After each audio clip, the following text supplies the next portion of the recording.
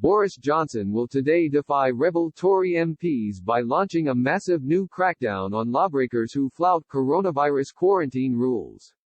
Police officers are to begin knocking on doors in areas with high infection rates to ensure people ordered into self-isolation are obeying the law.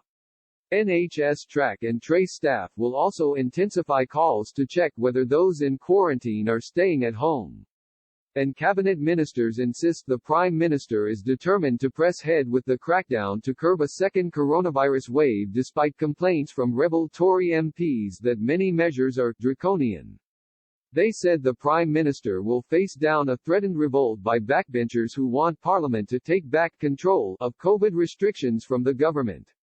The dramatic escalation of state surveillance begins today as new quarantine rules come into force with fines ranging from £1,000 for a first breach of self-isolation to up to £10,000 for serial offenders. Home Secretary Priti Patel said, "These new measures are about saving lives. Everyone must take personal responsibility and self-isolate if they test positive or if told to do so by NHS test and trace. For those who fail to do so, the police will enforce the law. These new fines are a clear sign that we will not allow those who break the rules to reverse the hard-won progress made by the law-abiding majority." Whitehall officials say police will be deployed to check compliance with quarantine orders in the highest infection areas and among high-risk groups based on local intelligence.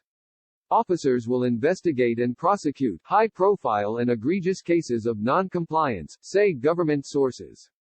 Police will act on tip-offs, including people reporting on their neighbors who are failing to self-isolate when required. As the new restrictions came into force last night, the Tory revolt against Mr. Johnson ruling by emergency was growing. By last night, 42 Tory MPs had backed an amendment to the renewal of coronavirus regulations tabled by Sir Graham Brady, chairman of the 1922 Committee of the party's backbenchers, designed to give MPs a vote before new rules are imposed. Sir Graham was expecting more MPs to sign his amendment today.